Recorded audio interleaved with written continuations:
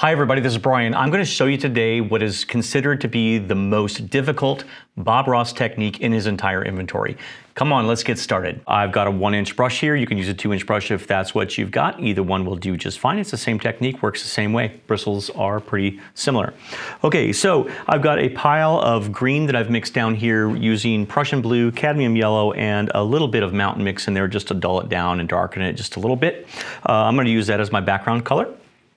So first thing what we should do is we should talk about how to hold this brush. To get this brush loaded, we should hold this brush with its handle pointed forward, and then we can come right down here and we can just drag that into the paint so that it creates kind of a little bit of a heel down here at the bottom. So I'm pulling downward and then lifting straight up, and then you get a little bit of paint loaded here at the end. So I pulled this paint toward my chest, and so now what I want to do is I'm going to rotate that brush so that that area that was being pulled toward me is now facing skyward. And I've just got a blank canvas here. I use this canvas. If you've seen me on other videos, you'll know that I use this canvas to demonstrate techniques on here before we apply it to a normal or an in-progress painting. I highly recommend you paint on a practice surface before you take these techniques that we're showing you and applying them to your painting that's in progress that you want to keep and hang on your wall or gift to somebody. Because you want to do your absolute best. So always practice on the side. Here we go. I'm going to rotate this brush just slightly upward, and I'm going to start forming a bush just however I want. And what I'm doing is I'm going directly into the canvas. I'll do this in slow motion for you. I'm touching the canvas, and then I'm kind of pushing the bristles that way, and I'm just kind of forming, by pushing those bristles, I'm just kind of forming the outer edges of a bush, okay?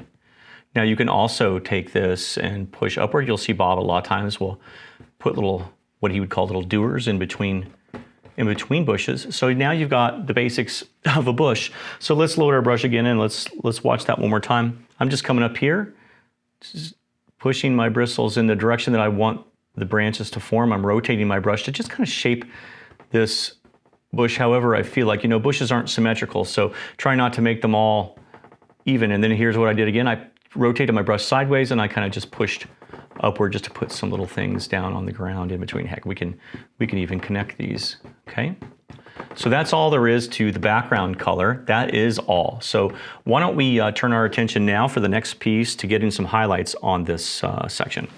After I got that base color in, I put some blue shop paper towel over the base color of these bushes just to soak out some of that oil, make it a little bit easier to demonstrate the next step here. If you're painting at home, there's no reason to go super fast. You could let these bush under painting dry and then come in later and put your highlights on top of it. But since Bob painted wet on wet, that's what we're going to do today. So I like to just absorb some of that oil just to make it a little bit easier. You can do that on an in-progress painting.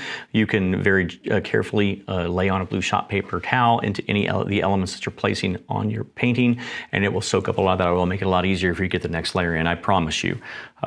Okay, so what I've got here is I've got a clean 1-inch brush, okay, and I'm going to go into some liquid white, and I'm going to just paint with straight cadmium yellow today just to make it super easy for you to see. So on the camera, so it's going to be bright, folks. It's going to be bright, but just mix the color that you want for your highlight color and place it on that bush. So what I'm going to do is I'm going to dip into a little bit of this liquid white, and I'm going to use the same procedure that I used before to load my brush. I'm just going to add some liquid white into that paint to loosen it up, to make it a lot easier to get on top of this underpainting here. I might even add just a smidgen more. Now keep in mind that liquid white is going to mix with the color that you have, and it's going to brighten that color and maybe chalk it down a little bit, so you won't have quite the intense yellow that you had before. You will have a slightly lighter version of it and less chromatic, okay? So I'm loading that brush the same way, pulling down, lifting straight up, and I'm going to actually do the bushes the exact same way that I got them in. I'm just going to be a little bit more careful because this painted loose. You know, Bob's golden rule was that a thin paint will stick to a thick paint. And so since this paint is much thinner, we don't have to apply as much pressure to get it in there. We really just kind of want to gently touch and push to get this color in, and we don't want to cover up all of that dark. So leave a lot of these spaces in here of the dark that you had in before. We can even load this the same way too, just to give it a little bit of variety. That's all there is to that, folks. That is all there is to it. Let's do that again because I know that that's fast. So let's go here. Remember to push in the direction that you want your branches to form. Sorry, I'm trying to talk and paint at the same time. Sometimes it's a little difficult. And make sure that, again, make sure everything's not so symmetrical. And then we can kind of push up over in here. Break that up a little bit, and we'll do the same over here.